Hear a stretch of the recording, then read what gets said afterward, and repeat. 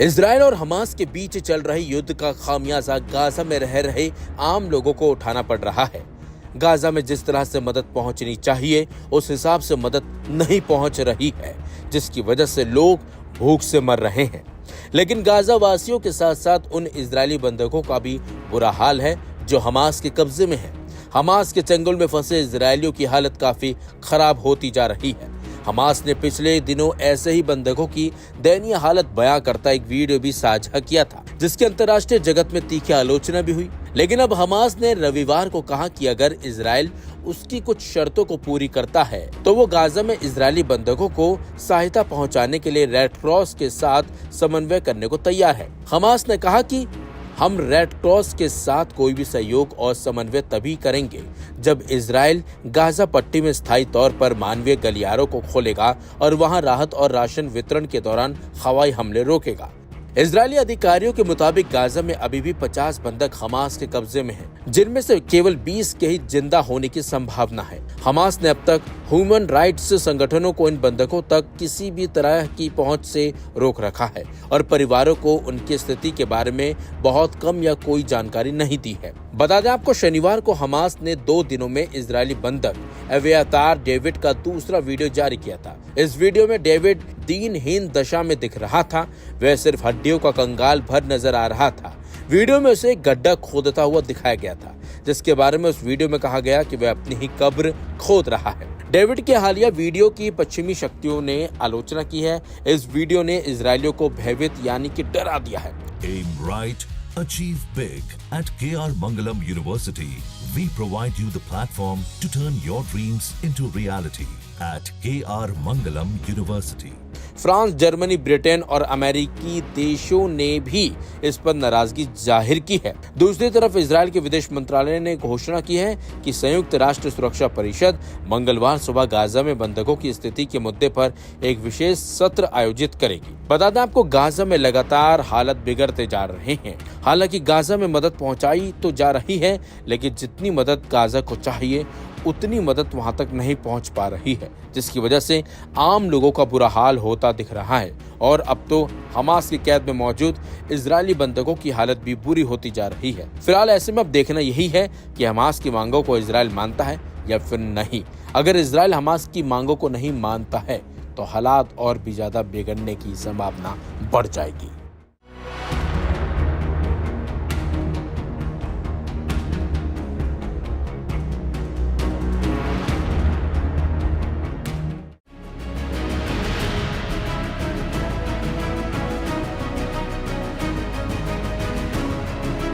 America और पाकिस्तान के बीच हाल के दिनों में नजदीकियां बढ़ी हैं, लेकिन इसी बीच पाकिस्तान ने कुछ ऐसा कहा जिससे अमेरिका को मिर्ची लगनी तय है। असल में पाकिस्तान ने ईरान के परमाणु परीक्षण के अधिकार की तरफदारी की है। पाकिस्तान ने रविवार को कहा कि शांतिपूर्ण मकसद के लिए परमाणु क्षमता हासिल करना ईरान का अधिकार है। दरअसल अमेरिका इजरायल का पक्षधर है और कतई नहीं चाहता कि ईरान परमाणु क्षमता हासिल करे। इजरायल और ईरान के बीच जंग के दौरान अमेरिका ने ईरान के परमाणु ठिकानों पर बमबारी भी की थी। ईरानी राष्ट्रपति मसूद पेजेश्कियन 2 दिवसीय दौरे पर पाकिस्तान पहुंचे थे।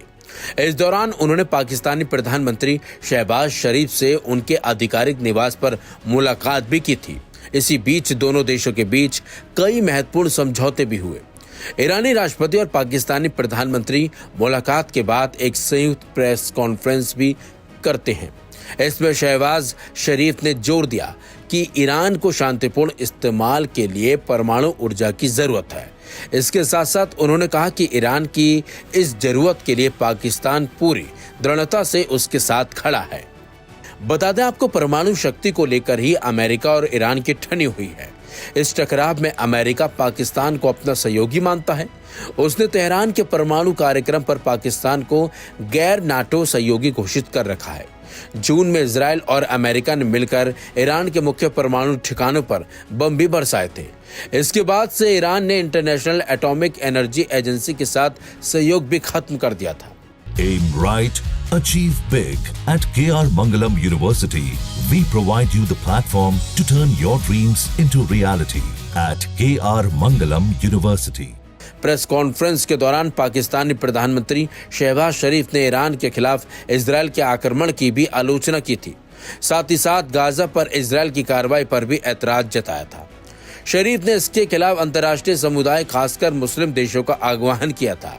उन्होंने इस क्षेत्र में मानवाधिकार उल्लंघन का विरोध करने की मांग उठाई। बता दें आपको, पाकिस्तान और ईरान ने रविवार को अपने भौगोलिक क्षेत्र और दूरी की छूट का लाभ उठाते हुए द्विपक्षीय व्यापार को सालाना $8 अरब तक बढ़ाने पर सहमति जताई है।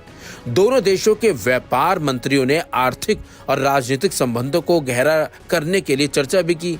लेकिन जिस तरह से पाकिस्तान अचानक से ईरान के समर्थन में खड़ा हो गया, उससे अमेरिका को बड़ा झटका जरूर लगा होगा और तो और ये इजरायल के लिए भी खतरे की घंटी है।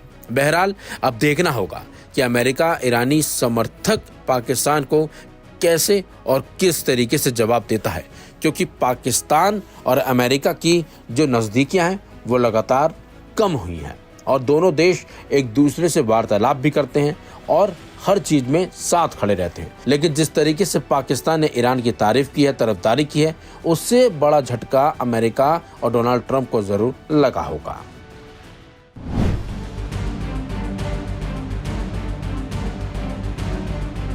गजा में चल रहे हमास इसराइल वॉर के बीच इसराइल की तरफ से फिर वो गलती कर दी गई है जिसकी चिंगारी अरब मुल्कों को भड़का सकती है। मीडिया रिपोर्ट के मुताबिक इसराइल के national security minister Itamar Ben Gvir यरूशलेम में अचानक अल अक्सा मस्जिद पहुंच गए। वहां खुलेआम अपनी इबादत को अंजाम दे दिया। इसके बाद मिडिल ईस्ट में फिर तनाव बढ़ गया है। इसराइल के इस राइट विंग लीडर के एक्शन को मुस्लिम मुल्कों ने सीधे तौर पर समझौते का उल्लंघन बताया है। दरअसल समझौते के मुताबिक अल अक्सा मस्जिद परिसर मुसलमानों की इबादतगाह है और उसी के करीब यहूदी प्रार्थना स्थल वेस्टर्न वॉल है। ये तय है कि दोनों धर्मों के लोग एक दूसरे की जगह में नहीं जाएंगे।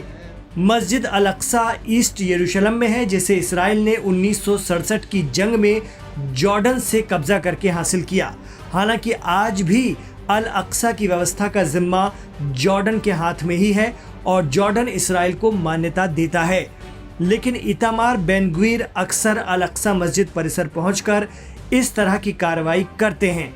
आरोप लगता है कि वो जानबूझकर उकसाने वाली कार्रवाई अंजाम देते हैं। इसराइल में इतामार बेन ग्वीर को एक कट्टरपंथी लीडर माना जाता है। वो बार बार फिलिस्तीनियों के खिलाफ भड़काऊ बयान देते हैं। इस बार उन्होंने पुलिस सुरक्षा में मस्जिद के भीतर प्रवेश किया और खुलेआम प्रार्थना की, जिसकी फोटो और वीडियो सोशल मीडिया पर वायरल हो गया। एक्सपर्ट कहते हैं कि इससे ये पैगाम जाता है कि इसराइल की तरफ से मुसलमानों के साथ समझौते को धीरे धीरे तोड़ा जा रहा है। Aim right, achieve big. At KR Mangalam University, we provide you the platform to turn your dreams into reality. At KR Mangalam University. Jordan, जो कि अब भी मस्जिद अक्सा का संरक्षक है, उसकी तरफ से तुरंत इस पर कड़ी प्रतिक्रिया दी गई है। जॉर्डन का कहना है कि ऐसी चीजें बर्दाश्त नहीं की जा सकती। वहीं हमास ने इसे फिलिस्तीनियों के खिलाफ अटैक की एक नई साजिश बताया है। दरअसल मस्जिद अक्सा फिलिस्तीन की आज़ादी के आंदोलन का प्रतीक भी मानी जाती है। फिलिस्तीनी अथॉरिटी के प्रेसिडेंट महमूद अब्बास के प्रवक्ता ने कहा कि इसराइल ने रेड लाइन पार कर दी है। जब बवाल मचा तो इस्राएली प्रधानमंत्री कार्यालय की तरफ से भी तुरंत सफाई आई कि हमने अपने स्टेटस में कोई बदलाव नहीं किया है। इसराइल अब भी पुराने समझौते पर कायम है।